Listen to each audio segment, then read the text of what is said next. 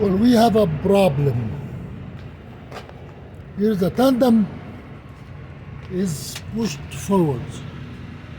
So I'm going to move it backwards to solve a problem with the locking of the chassis. This side is locked. The pin is locked. And I was able to complete the locking. This side is not locked. And you cannot turn it. So what I'm going to do, I'm going to put the camera on the side and move the tandem back. And from my experience, that will solve the problem.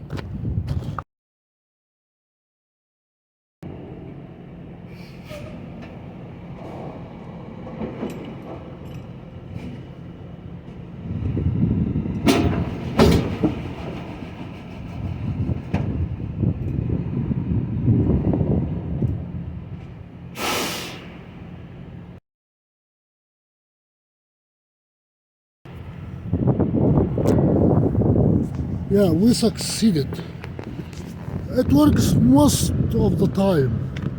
So we got it now to fall, we got the container to fall on the chassis. It's a matter of elasticity. When the tandem is pushed forward, the chassis is curved. So, and it causes problem of uneven locking, but now it's okay.